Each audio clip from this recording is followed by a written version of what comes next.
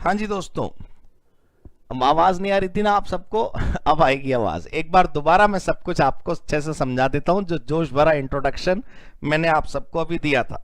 M I audible now? अब आप check कर लीजिए, अब आपको आवाज आ रही होगी। अब तो फटाफट से हाँ बोल दो ना, फिर मैं आगे शुरू करूं।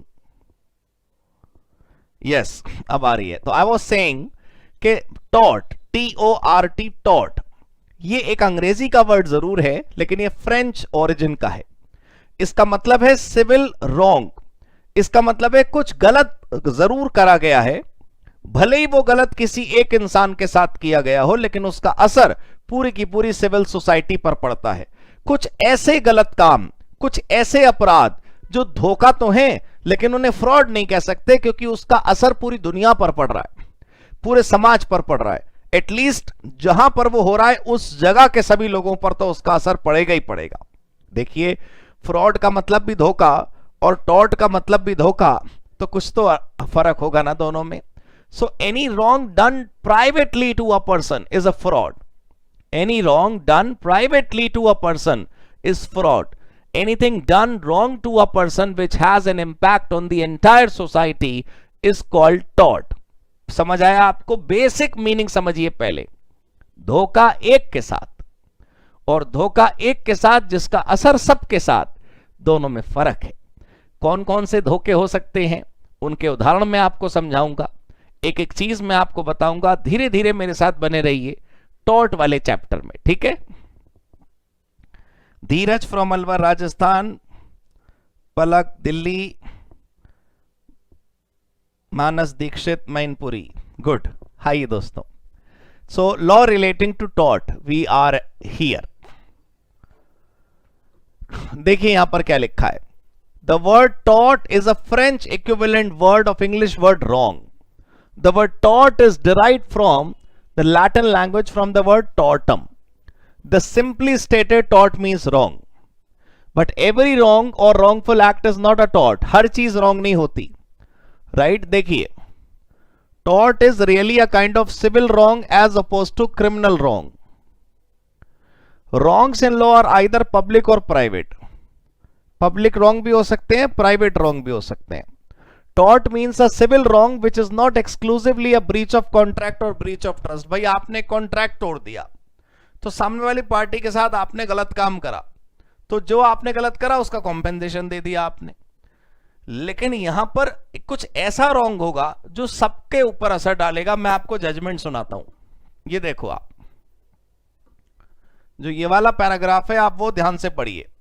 In the case of Jayalakshmi salt works private limited versus state of Gujarat 1994, supreme court of India observe, truly speaking, entire law of tort is founded and structured on morality that no one has a right to injure or harm others intentionally or even innocently. ना तो जानबूझकर और ना ही अनजाने में हमें किसी को नुकसान पहुंचाने का अधिकार है। Therefore, it would be primitive to class strictly or close finality the ever expanding and growing horizon of tortious liability. Even for social development, orderly growth of the society and cultural refinedness, liberal approach to tortious liability by courts is more conducive. अब भाषा देख रहे हैं आप माननीय अदालत की। Sir वो माननीय अदालत है, हम CS एग्जीक्यूटिव के स्टूडेंट हैं। हम ज्यादा ऊंचा उछल कर अगर आम के पेड़ से आम तोड़ना चाहेंगे तो शायद आम मिलेगा नहीं और हम नीचे गिर जाएंगे। तो कोशिश करिए ये समझने की कि टॉर्ट किसे कहते हैं। टॉर्ट कहते हैं कुछ गलत चीजों को।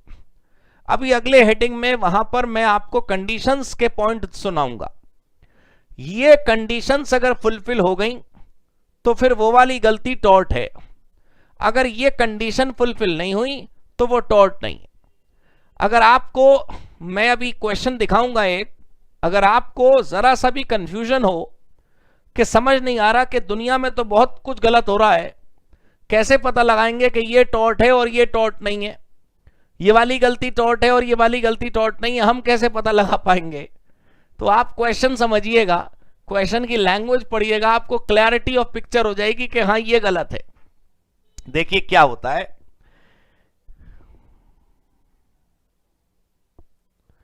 देखिए क्या होता है, मुद्दत का सवाल है, मैं भी बताता हूं। होता ही है दोस्तों कि जब भी कभी हम उसमें लॉ में किसी टर्म को पढ़ते हैं तो हमें लगता है ये दूसरी दुनिया की टर्म है, लेकिन हम ये भूल जाते हैं कि लॉ की एप्लीकेशन स्वर्ग में तो है नहीं, लॉ की एप्लीकेशन समुद्र के अंदर तो है नहीं, लॉ की एप्लीकेशन तो हमारे और आपकी जिंदगी में है। तो लॉ के अंदर जो सिचुएशन डिस्कस होंगी वो क्या होंगी? वो वही तो होंगी जो हम और आप अपनी जिंदगी में रोजाना बात करते हैं। इसलिए बिल्कुल घबराहट निकालकर, ये भूल करके टॉपिक दूसरी दुनिया के हैं, आप समझना शुरू करिए, आपको सब कुछ समझ आएगा। एनीवेज, कंडीशन देखिए भाई, देखिए 3 कंडीशंस हैं, पहली, दूसरी और तीसरी, 1, 2 और 3। अ रॉन्गफुल एक्ट मतलब कुछ गलत काम या omission of the defendant. The wrongful act must result in causing legal damage to another. आपने कुछ गलत काम करा, उससे दूसरे को लीगल डैमेज हुआ। The wrongful act must be of such nature as to given rise to a legal remedy, और उसका कोई रेमेडी होना चाहिए। ठीक है, हत्या कर दी गई किसी ने किसी की हत्या कर दी तो क्रिमिनल रॉन्ग है, वो सिविल रॉन्ग नहीं है। ठीक है, अब ये देखिए आप, रॉन्गफुल एक्ट, लीगल डैमेज और लीगल रेमेडी। यहां पर रॉन्ग आपको समझ आ रहा होगा, लीगल रेमेडी आपको लीगल तरीके से कोई उपाय निकालना समझ आ रहा होगा। मैं जानना चाहता हूं क्या आपको यह समझ आ रहा है कि लीगल डैमेज किसे कहते हैं? भाई डैमेज डैमेज होता है। लीगल डैमेज और इलीगल डैमेज का क्या मतलब है? लीगल डैमेज और इलीगल डैमेज का यह मतलब है दोस्तों, कानून की निगाहों में अगर आपको डैमेज हुआ है, लीगल डैमेज अगर डेफिनेशन बाय लॉ फिट होती है तो वो टॉर्ट है। मान लो आपको बहुत डैमेज हुआ, आपको बहुत नुकसान हुआ, आपके साथ बहुत बुरा हुआ, आपके साथ बहुत गलत हुआ, कानूनी लैंग्वेज के मुताबिक ये नुकसान नहीं है, तो फिर कोई चैप्टर में आपको फायदा नहीं मिलने वाला। इस चैप्टर के अंदर कोई आपको रहम नहीं मिलने वाला। इस चैप्टर के अंदर फायदा तभी होगा जब आप कुछ के साथ कुछ ऐसा गलत हो जो कानून भी मानता है कि वो लीगल डैमेज है। ठीक है, मैं आपको दिखाता हूं। देखिए, रॉन्गफुल एक्ट मतलब the act complained of should under the circumstances be legally wrongful. इतना तो समझ आ रहा है ना? ये देखो आप, this is what I wanted to teach you today. अगर आपने लीगल डैमेज अच्छे से समझ लिया ना तो आज की क्लास बिल्कुल सफल हो जाएगी। बस मेरी बात, हाँ, उषा जी बिल्कुल ठीक कह रही हैं, जो कानून की नजरों में गलत हो, बस आप मेरी बात ध्यान से सुनिएगा। आज की रात आप टॉर्ट और लिमिटेशन इन दोनों चैप्टर्स के कुछ छोटे छोटे क्वेश्चंस मैं आपको भेजूंगा, उनके आंसर्स आप मुझे भेजेंगे जरूर। ठीक है, अगर उनके आंसर्स आपने गलत भेजे तो हम कोशिश करेंगे कि हम और इतनी अंडरस्टैंडिंग क्लैरिटी के साथ समझें कि आपको कभी कोई दिक्कत आए ना। We need to evaluate actually, you know. आप लोग जब तक पढ़कर ये नहीं चेक करेंगे कि हमने जो पढ़ा वो हमारे साथ, हमारे अंदर एब्जॉर्ब हो गया कि नहीं, तो हमें और मैंगो शेक पीने की जरूरत नहीं है, पुराना पचाना बहुत जरूरी है। देखिए आप, ये देखिए आप, it is not every damage that is a damage in the eyes of law. It must be a damage which the law recognises as such. Law अगर उसे डैमेज समझेगा तब जाकर आपको उसका कोई रेमेडी प्राप्त होगा। देखिए, ये 2 मैक्सिम्स हैं। मैक्सिम्स का मतलब यू समझ लीजिए लॉ की भाषा में फैली हुई कहावतें। दुनिया में हिंदी और अंग्रेजी दोनों की ऐसी ऐसी कहावतें संसार में मौजूद हैं, आपको क्या बताऊं, बहुत सारी कहावतें हैं। ये कुछ लॉ की लैंग्वेज की अपनी कहावतें हैं। 2 कहावतें हम मेरे यहां पर कोर्स में हैं। वो 2 कहावतें कौन कौन सी है? देखिए, बिल्कुल याद रखना भी बहुत आसान है। Damnum cine injuria and injuria cine damnum. बताओ आप, ये 2 नियम एक्सप्लेन करते हैं इस प्रपोजिशन को।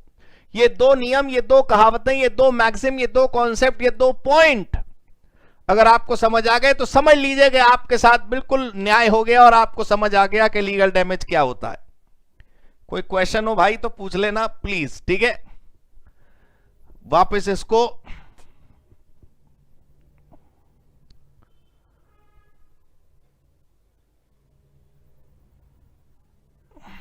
हां जी, तो एक एक करके समझते हैं पहला और दूसरे का क्या मतलब है।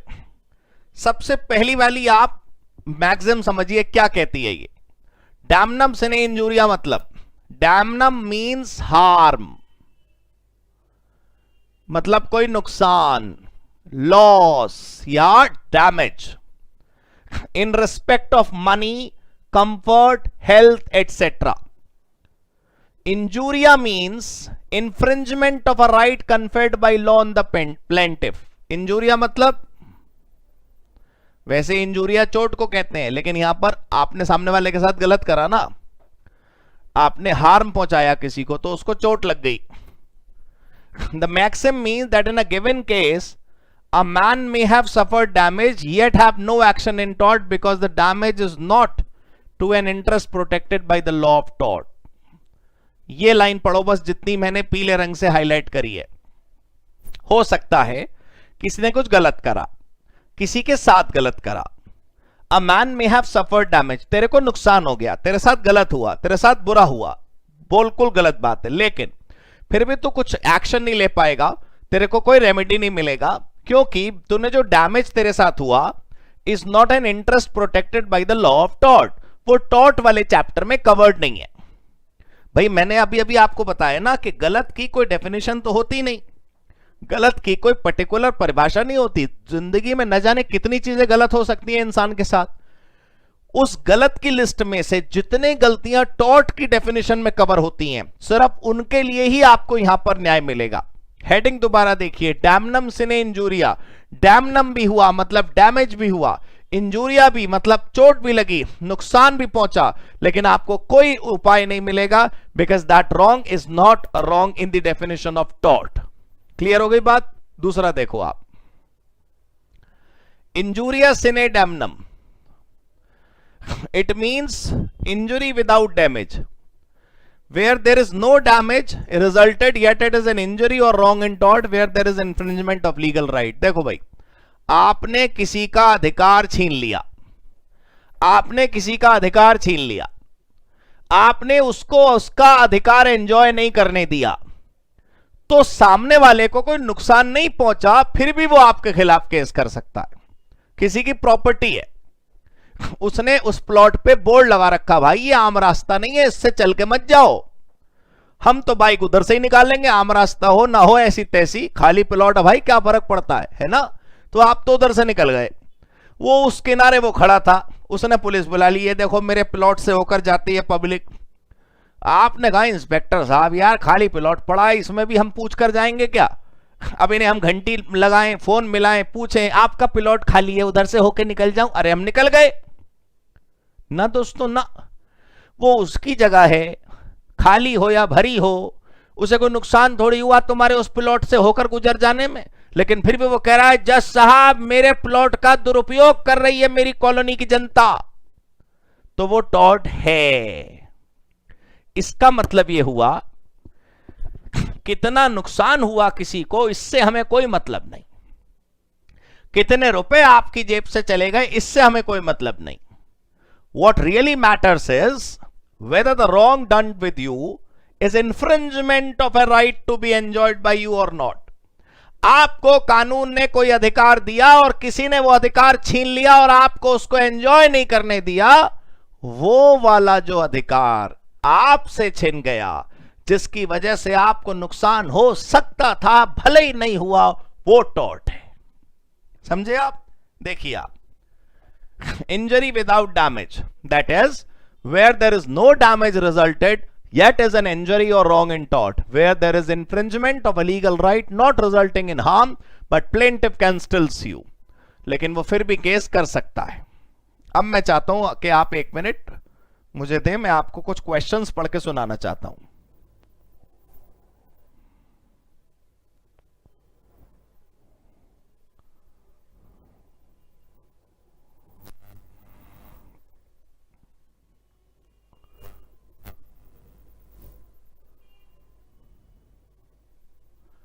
हाँ जी सर, ये देखिए आप,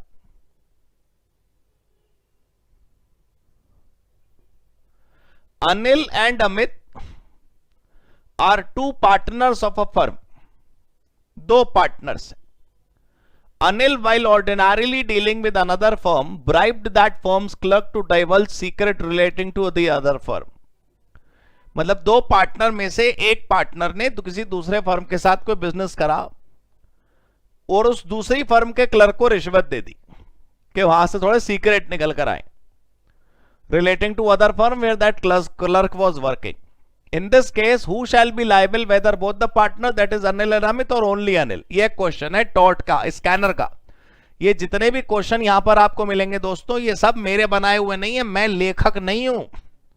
ये सवाल इंस्टीट्यूट में आज तक पूछे गए हैं. ये लाल रंग की किताब है, स्कैनर में आपको बार बार दिखाता हूं. इसमें से हमने क्वेश्चंस उठाए हैं आज तक जो एग्जाम में आए. अब इन्होंने सवाल क्या पूछा कि भाई दो साझेदार हैं, एक साझेदार ने कोई गलत काम कर लिया, दूसरे की फर्म में गया और वहां का सीक्रेट चोरा लाया, तो दो लोग जिम्मेदार होंगे, दोनों पार्टनर या एक पार्टनर? ये तो ये पूछ रहे हैं. ठीक है, अभी जवाब देंगे हम लोग. तुम मुझे पहले मेरे एडिशनल सवाल का जवाब दो जो मैं पूछना चाहता हूं. तुम मुझे इस सवाल का जवाब दो कि वाकई में कि ये काम गलत है भी या नहीं, इसका जवाब दो पहले. दो पार्टनर हैं, एग्जाम में ये क्वेश्चन आया और ये लोग ये पूछ रहे हैं कि ये जो गलती हुई है इसके लिए दो जिम्मेदार हैं या एक जिम्मेदार है. वो ऐसी तैसी में जाए सवाल, मेरा प्रश्न ही नहीं है वो. मेरा प्रश्न कुछ और है आपसे. मैं ये जानना चाहता हूं क्या ये एक्टिविटी गलत है कि दूसरे के घर में गए, वहां से सीक्रेट चुरा के ले आए? पहले बताओ, इट इज टॉट और इट इज नॉट टॉट? जवाब तो भाई देना पड़ेगा. देखो आप जवाब नहीं देते, ऐसे कैसे खेल खेलेंगे हम?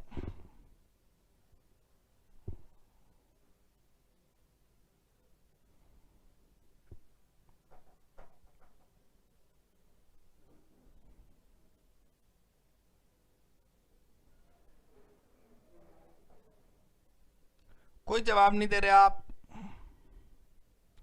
पहले आप सिर्फ ये बताइए कि ये गलती है कि नहीं, ये टॉट है कि नहीं. भाई आप दूसरे की कंपनी में जाकर सीक्रेट चुरा के ले आए, हो सकता है कि आपने उसको कोई नुकसान नहीं पहुंचाया, उसको कोई गलती नहीं हुआ, उसके साथ कोई अपराध नहीं हुआ, उसको कोई नुकसान नहीं पहुंचा, उसका सीक्रेट का ऐसा कोई नुकसान था ही नहीं. तब भी मुझे सिर्फ इस बात का जवाब दीजिए, गलत तो है ही. अच्छा, मेरे पास शायद बाद में आते हैं आपके ना, थोड़ा सा लेट आ रहा है क्या मेरे पास रिस्पॉन्स? 534 का आपका कमेंट है. गलत है, बिल्कुल गलत है.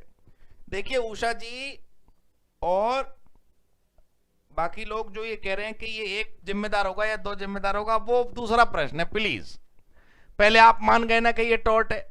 करेक्ट, आपको समझ आ गया, फील आ गई आपको कि ये गलत है. अब मैं आपसे पूछता हूं कि दो पार्टनर गलत होंगे या एक? वो दोनों जिम्मेदार होंगे, क्योंकि पार्टनरशिप का कानून भी आप पढ़िए कभी. पार्टनरशिप में यह नियम है कि म्यूचुअल एजेंसी होती है. एक पार्टनर दूसरे का और दूसरा पार्टनर पहले का एजेंट होता है. सारे पार्टनर एक दूसरे के एजेंट होते हैं, तो वहां पर पर्सनल लायबिलिटी दोनों पार्टनर्स की होगी दोस्तों. ठीक है, बोथ आर लायबल. तो चलिए, ये अच्छी बात है कि आपको समझ आया ये. अब मैं वापस आपको लेके चलता हूं टॉपिक वाली तरफ.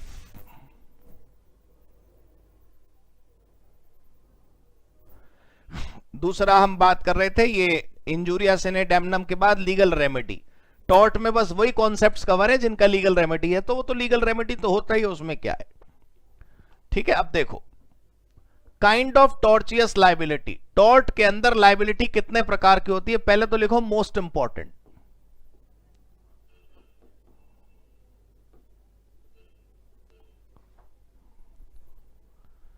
टॉर्ट के अंदर कितने प्रकार की लाइबिलिटी होती है? पहली स्ट्रिक्ट और एब्सोल्यूट लाइबिलिटी, दूसरा विकेरियस लाइबिलिटी और तीसरा vicarious liability of the state.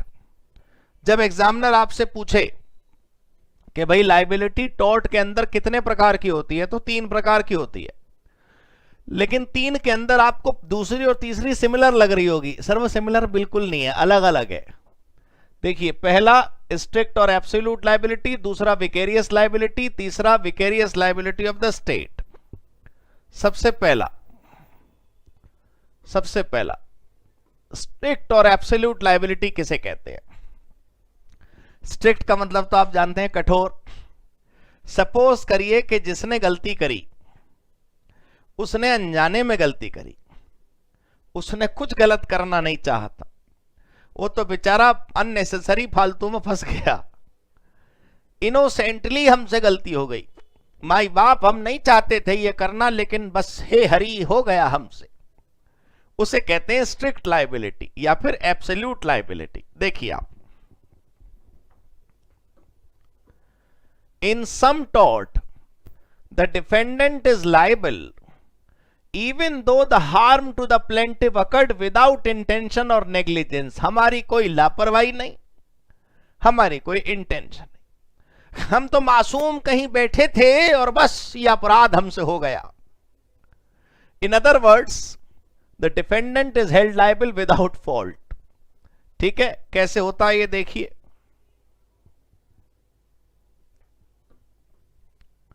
Liability for inevitable accident, हम रोक नहीं सकते थे उसको, ब्रेक फेल हो गए।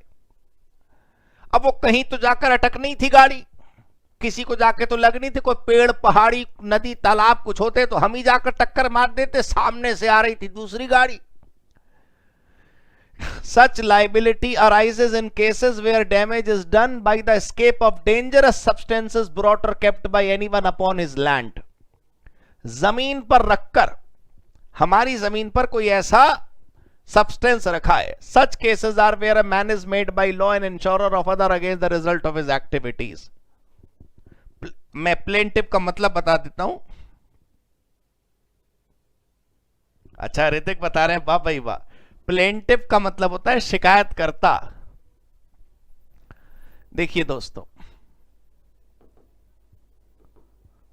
प्लेंटिव मतलब person who filed complaint.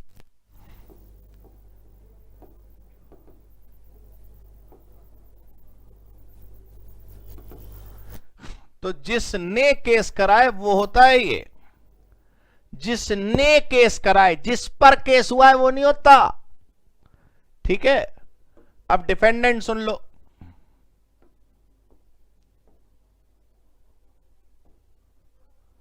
Defendant कौन होता है? जो अपने आप को बचाने के लिए बहस कर रहा है अदालत में, जिसके ऊपर केस हुआ है। पर्सन अगेंस्ट whom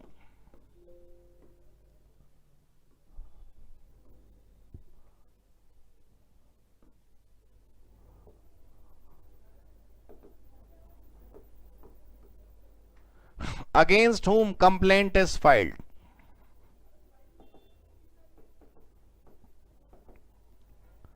जिसके खिलाफ शिकायत फाइल करी जाती है। क्लियर हो गया जी? हाँ, उल्टा बता दिया आपने। चलो भाई, क्लियर हुआ ये बात? ठीक है, दूसरा देखें आप। Liability for inevitable mistake, such cases are where a person interferes with the property और reputation of another. Vicarious liability for wrong committed by others, responsibility in such cases is imputed by law और grounds of social policy. मतलब एक ने गलती करी, मतलब others ने गलती करी, फंस हम गए। जैसे पार्टनरशिप में एक पार्टनर ने गलती करी, दूसरा फंस गया। प्रिंसिपल ने गलती करी, एजेंट फंस रहा है, वो एजेंट ने गलती करी, प्रिंसिपल फंस गया।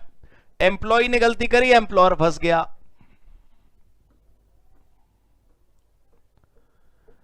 Exceptions to the rule of strict liability, ये देखें आप जरा। स्ट्रिक्ट लायबिलिटी के एक्सेप्शंस का क्या मतलब है? एक्सेप्शंस का मतलब है strict liability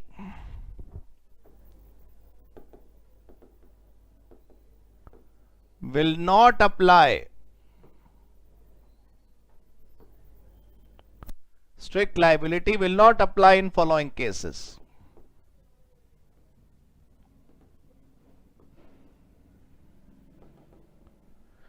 in following cases, नीचे दिए गए केसेस में स्ट्रिक्ट लायबिलिटी नहीं होगी। देखिए पहला, damage due to natural use of land, मतलब हमारी है ही कोल माइन, तो हम क्या करें, उसके आसपास रहने वालों को परेशानी हो रही है, हाँ भाई हो रही है, हम क्या कर सकते हैं, सॉरी। पलक कह रहे it's language is difficult to understand. मैं वही कह रहा था पलक कि ये जितने भी चैप्टर्स हैं, अगर कोई बच्चा ये कहता है, आप सब लोग सुनो मेरी बात, मैं आपको बहुत बढ़िया तरीका बता सकता हूं जिंदगी में, मतलब स्टूडेंट लाइफ वाली जिंदगी में कभी कोई प्रॉब्लम नहीं आएगी। मैं आपको सारे नोट्स खुद बनवा देता हूं और आप उनको पढ़कर संसार का कोई सवाल उठा के देख लो जो आपसे सॉल्व ना हो सकता, हर क्वेश्चन सॉल्व हो जाएगा आपसे। फिर भी किसी का मन करता है नहीं मैं तो मॉड्यूल ही पढ़ूंगा, वही कठोर भाषा चाहिए मुझे, तो तुम इंस्टीट्यूट वाली किताब पढ़ लेना एक बार, कितनी देर लगती है, रीडिंग में टाइम नहीं लगता, अंडरस्टैंडिंग में टाइम लगता है। ठीक है, अब आज तो ये पढ़ लेते हैं, बाकी मैं लिखवा दूंगा, कोई प्रॉब्लम नहीं आपको। चलो देखो, damage due to natural use of land. दूसरा, कंसेंट ऑफ द प्लेंटिफ, जो हमारे खिलाफ शिकायत कर रहा है ना बदमाश, उससे पूछ के हमने काम करा था, जो भी कर रहे हैं हम, फिर भी वो शिकायत कर रहा है, हमारी गलती नहीं है, किसी और की गलती है। स्टैट्यूटरी अथॉरिटी में ऐसा है कि सरकार जब भी कोई काम करती है तो गुड फेथ में करती है, एक्ट ऑफ गॉड। अब बाढ़ भूकंप तूफान उसमें हो गया, आप क्या कर सकते हैं। Escape due to plaintiff's own default, खुद की गलती की वजह से ये गड़बड़ हुई। देखो भाई, अब है विकेरियस लायबिलिटी। विकेरियस लायबिलिटी में मैं मतलब बता दूं आपको, विकेरियस लायबिलिटी का मतलब होता है किसी और की गलती की वजह से हम फंसे। देखो, normally the tort feasor is liable for his tort, tort feasor मतलब जिसने टॉर्ट कराए, जिसने धोखा कराए। But in some cases a person may be held liable for the tort committed by another. A master is vicariously liable for the tort of his servant, principal for the tort of his agent and partners for the tort of a partner. ये वाला paragraph देखो आप,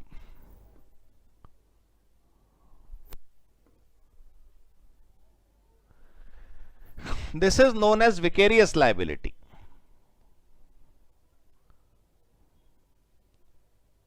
principal and agent, उसमें agent जो भी करेगा principal फंसता है।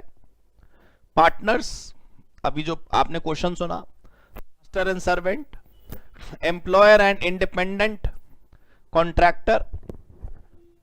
आपको एक बात बताऊं मैं, जो ये वाली दो लाइनें हैं, ये एबीसीडी नहीं है।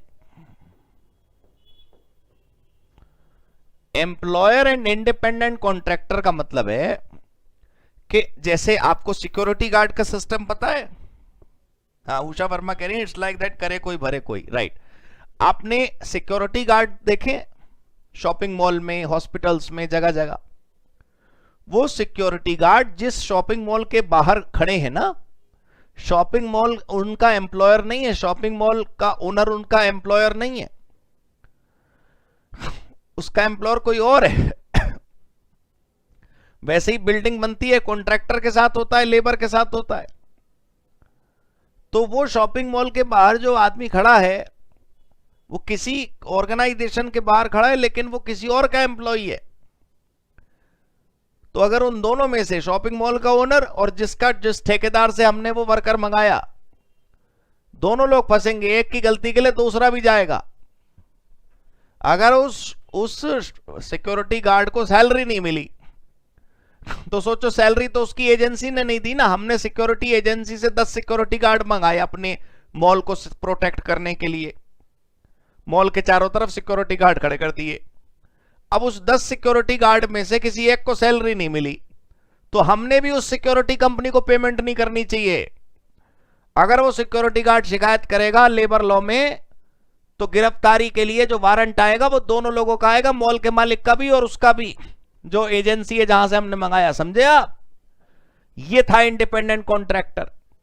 अब इसमें आपके इंस्टीट्यूट की किताब में छोटी छोटी सी प्यारी प्यारी सी दो लिस्ट दी हुई हैं, कब ये दोनों फंसेंगे और कब ये दोनों नहीं फंसेंगे। उसकी लिस्ट है where employer is liable, where employer is not liable, कब वो दोनों फंसेंगे और कब वो दोनों नहीं फंसेंगे। Liability for the acts of servant वो तो है ही। अब है जी vicarious liability of the state. सबसे पहले आपको बताऊं,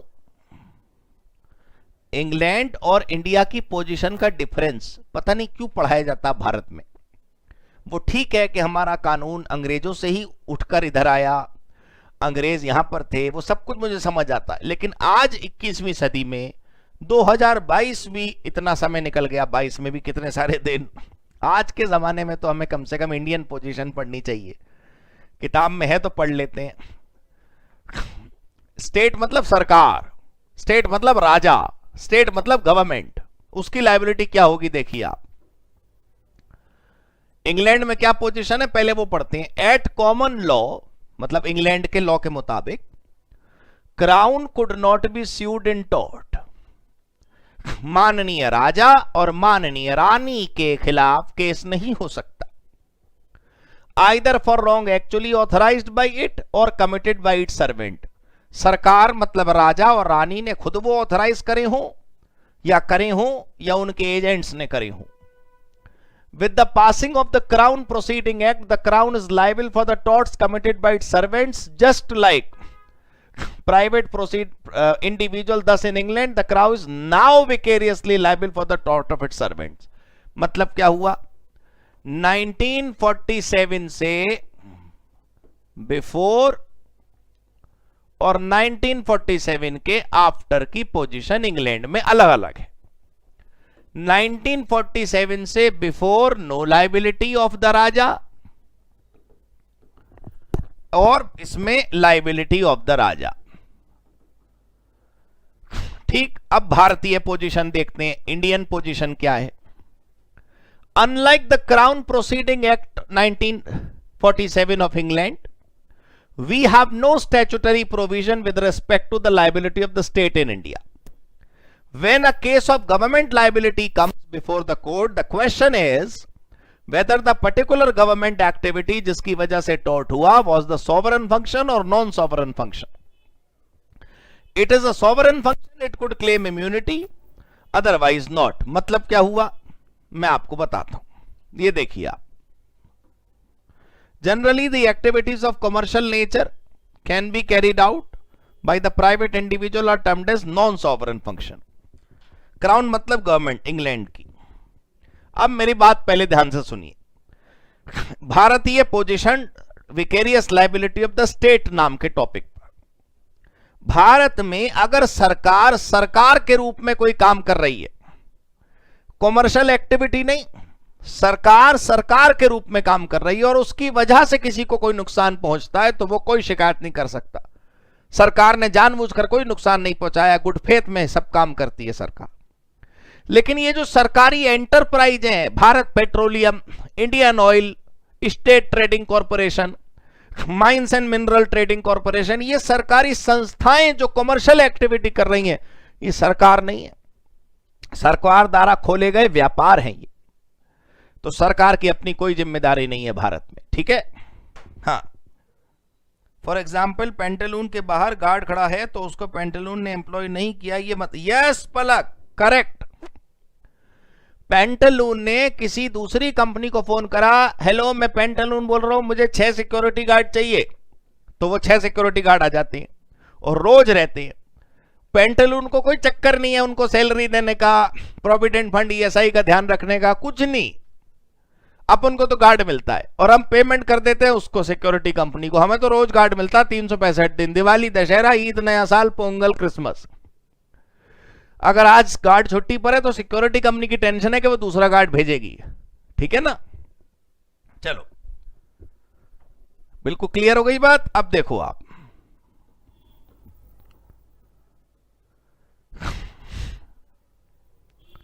अब कुछ टॉर्ट्स हैं भाई, ये बड़े इंपॉर्टेंट हैं, एग्जाम में अक्सर पूछे जाते हैं। सबसे पहले बैटरी, बैटरी किसे कहते हैं? मोबाइल वाली बैटरी नहीं है ये, कुछ और है बैटरी। देखो आप, any direct application of force to the person of another individual without his consent और lawful justification is a wrong of battery. Battery मतलब दो चीजें जहां पर होंगी वो बैटरी। देखो, फोर्स का इस्तेमाल मतलब बल प्रयोग, और दूसरा विदाउट एनी लॉफुल जस्टिफिकेशन। ये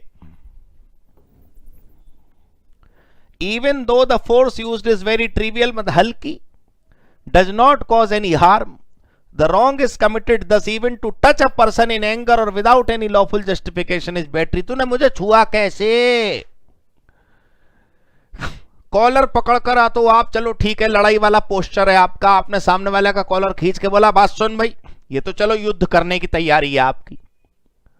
लेकिन यूं ही आप किसी के ऊपर हाथ रख रहे हैं, किसी को टच कर रहे हैं, क्या उद्देश्य है आपका? उसको हार्म पहुंचाने का नहीं है जी हमारा उद्देश्य। हमने वो यूं ही नहीं करना था ना, क्यों करा वो यूं ही? वो बैटरी है, ठीक है। दूसरा असॉल्ट, थोड़ा ये गंभीर होता है। बैटरी असॉल्ट नहीं है लेकिन वो भी बुरा है, तो जब बैटरी बुरा है तो असॉल्ट तो बुरा है ही, सुनने में खराब है ये, सुनने में ही गलत है ये। Assault is any act of the defendant which directly causes plaintiff immediately to apprehend a contact with this person.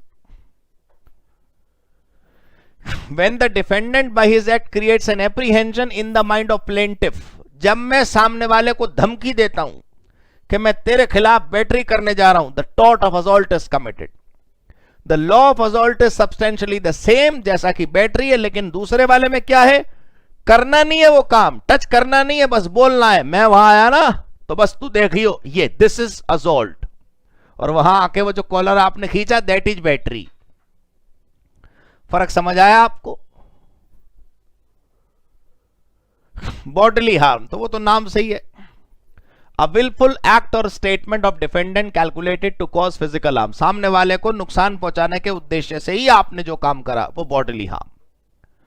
False imprisonment का मतलब है किसी आदमी को आपने कहीं कैद कर दिया, आप करो बेटा निकल के दिखा तू यहां से, नहीं तू निकल के दिखा, तो हम देख लेंगे, तू निकल के दिखा बस, this is false imprisonment. False imprisonment consist in the imposition of a total restraint for some period however short upon the liberty of another. दूसरे की स्वतंत्रता कैसे छीनी आपने? आप हो कौन? It means unauthorised restraint on a person's body, ठीक है, करेक्ट। ये देखिए आप, ये एक बड़ी चीज है, सामने वाले के ऊपर गलत केस फाइल करना, अननेसेसरी कानूनी कार्रवाई को बढ़ावा देना, लीगल रेमेडीज का दुरुपयोग करना, कानून का गलत इस्तेमाल करना। Malicious prosecution consists in instigating judicial proceedings, criminal proceedings against another, बिना किसी, without reasonable and probable cause, which terminate in favor of that other। सामने वाले को कुछ हुआ ही नहीं क्योंकि वो तो बिल्कुल ऑनेस्ट था, आपने केस करके उसका टाइम खराब करा, उसकी गुडविल खराब करी। देखो डैमेज हुआ किसको? उसकी रेपुटेशन को, पर्सनल फ्रीडम को, प्रॉपर्टी को। 15 साल केस चला, फिर वो बाइज्जत बरी हो गया तो उसके तो 15 साल खा गए आप। ये है क्या? टॉर्ट, ठीक है। अगर आप ये वाला टॉर्ट करते हैं तो कैसे पहचाना जाएगा? The following are the essential element. पहला, एक प्रोसिक्यूशन होना चाहिए, ठीक है, वो प्रोसिक्यूशन बिना किसी रीजनेबल और प्रोबेबल कॉज के होना चाहिए, गलत उद्देश्य के साथ आपने केस करा हो, उसकी वजह से डैमेजेस हो गए हो, और अंत में उसके फेवर में फैसला हुआ हो कि भाई तू बाइज्जत बरी हो चुका है। To be actionable, the proceedings must have been instigated actually by the defendant. If he merely states that fact, he believes them to a policeman or a magistrate, he is not responsible for any proceeding। मतलब हम सामने वाले से कह रहे हैं हम case कर देंगे, तब नहीं, केस कर दिया हो तब डॉट। नर्वस शॉक ये नया नया ऐड हुआ है, नया नया मतलब इस बैच से ऐड हुआ है ऐसा नहीं कह रहा मैं, लेकिन बहुत पहले नहीं था। किसी को मेंटल टॉर्चर कर रहे हैं आप, उसका नर्वस सिस्टम हिला दिया आपने, उसको शारीरिक क्षति ऐसी पहुंची लेकिन वो इमोशंस की वजह से पहुंची, वो भी बुरा है। This branch of law is comparatively of recent origin, it provides relief. आवाज आ रही है ना आपको? हाँ। When a person may get physical injury not by impact, जैसे स्टिक, बुलेट या सोड, तलवार से, बंदूक से या छड़ी से नुकसान नहीं पहुंचा उसको, लेकिन हमने जो कुछ देखा या सुना उससे हमें नुकसान हुआ। लेकिन नर्वस शॉक ही केवल पर्याप्त नहीं है, उसकी वजह से कोई बीमारी, कोई चोट भी होनी चाहिए। मान लो एक आदमी इमोशनली डिस्टर्ब है 2 घंटे, फिर वो ठीक हो गया, तो ये टॉर्ट नहीं है। अब ऐसे हर आदमी के बोलने से किसी ने 4 बातें सुना दी और आपको इमोशनली सेटबैक लग गया, 2 घंटे बाद आप ठीक हो गए, यह टॉर्ट नहीं है। डिफेमेशन क्या होता है भाई? अरे मानहानि का मुकदमा। जब आप सुनते हो ना कि एक ने दूसरे की बेइज्जती करी, उसका अपमान किया, तो वो मानहानि का मुकदमा कर देता है। मानहानि को इंग्लिश में कहते हैं डिफेमेशन।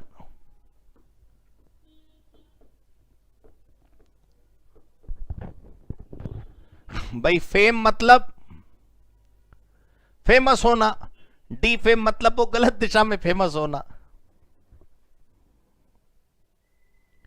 वो कह रहा क्या आईसीएसआई बच्चों को फेल करके नर्वस शॉक देता? कुछ नहीं। हाँ जी भाई, डिफेमेशन में क्या है, किसी की रेपुटेशन हम तोड़ रहे हैं। देखिए, defamation is an attack on the reputation of a person. It means that something is said और डन बाय अ पर्सन जिससे दूसरे की रेपुटेशन खराब होती है। Defamation is the publication of a statement जिससे सामने वाले की पर्सन को हम लोअर कर रहे हैं, हम सोसाइटी के दिमाग में उसके प्रति गलत बात भर रहे हैं। ये लाइन थोड़ी याद रखना। डेफेमेशन 2 प्रकार की होती है, एक लिबेल और एक slander. Libel is a representation made in some permanent form, मतलब लिखित में कुछ होगा जिससे सामने वाले के लिए हम फैला रहे हैं बात को। In a cinema film both the photographic part of it and the speech which is synchronised with the amount to टॉट। स्लैंडर क्या है कि आपने किसी टेम्परेरी फॉर्म में बोला या जेस्चर्स दिए, वो दुनिया ने नहीं देखे। मतलब एक भरे समाज में किसी ने किसी को गाली दी और 100 लोगों ने सुनी, तो वो जो है वो स्लैंडर है। अखबार में किसी ने किसी के खिलाफ कुछ छापा तो वो लिबेल है। अब देखो रेमेडीज क्या है।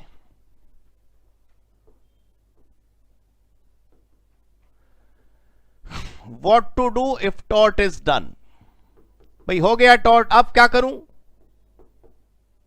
हो गया टॉर्ट, सॉरी, फिर अब टॉर्ट तो हो गया, अब उसको कैसे क्या करें? उपाय क्या है? यह है उपाय, judicial remedies. 3 types of judicial remedies are available. पहला डैमेजेस, ये तो बड़ा आसान है समझना, किसी ने टॉर्ट करा, पैसे ले लो। इंजंक्शन का मतलब होता है स्टे ऑर्डर, सामने वाला हमारे खिलाफ जो भी एक्शन ले रहा था उसको स्टे करवा दिया, रुकवा दिया हमने। स्पेसिफिक रेस्टिट्यूशन ऑफ प्रॉपर्टी मतलब bringing back the original position. Bringing back the original position मतलब किसी ने हमें को कोई नुकसान पहुंचाया तो हमने वापस अपनी प्रॉपर्टी वैसे करवा ली जैसी ओरिजिनली थी। क्लियर हो गई जी बात? अब ये देखो, आप एक बात आपको बहुत ध्यान से सुननी है। जुडिशियल रेमेडी और एक्स्ट्रा जुडिशियल रेमेडी में क्या फर्क है?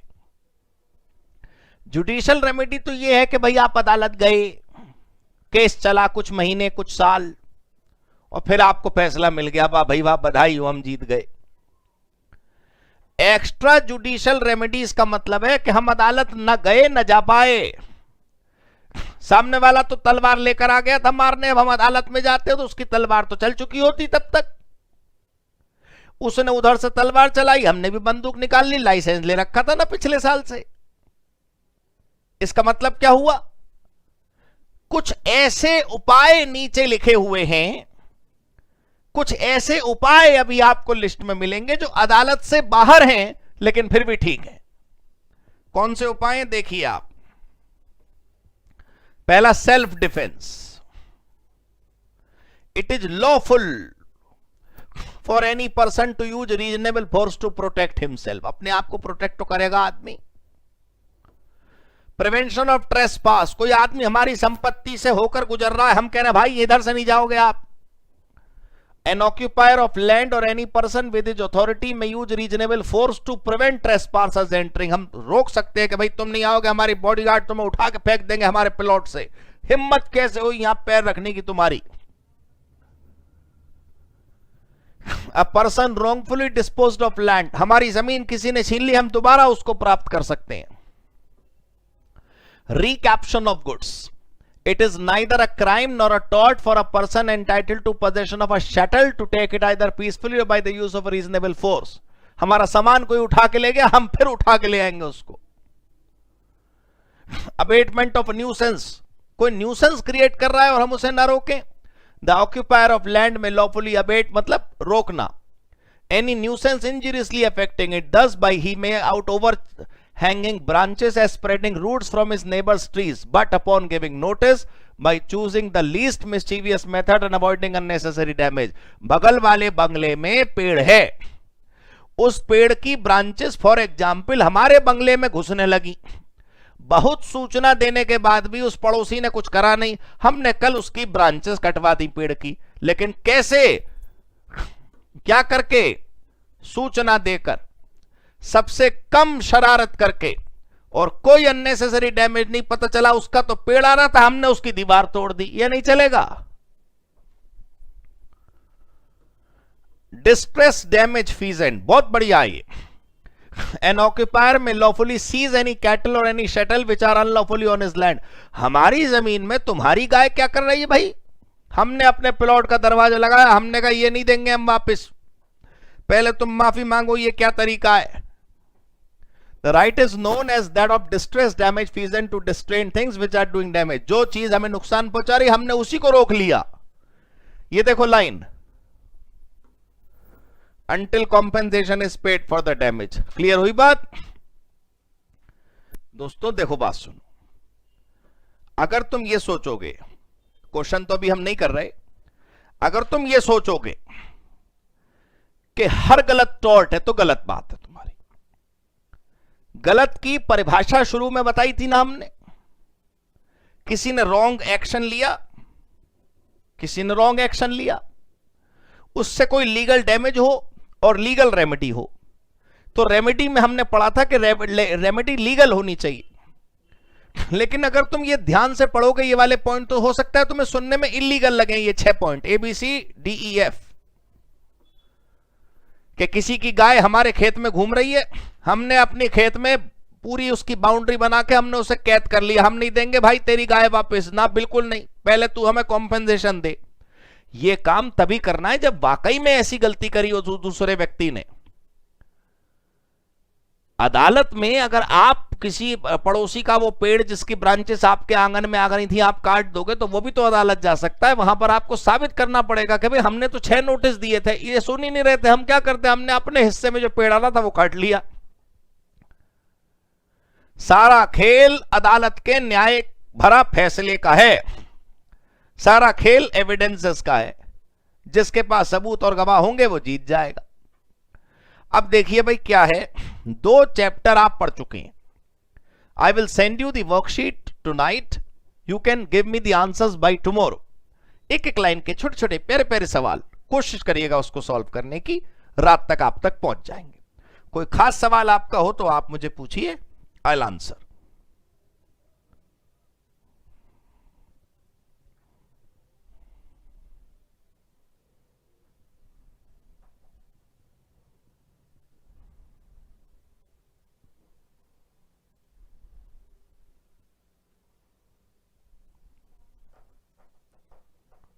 हाँ मुदित है, 7 बजे लाइव है। All right. So thank you so much. God bless you. Goodbye.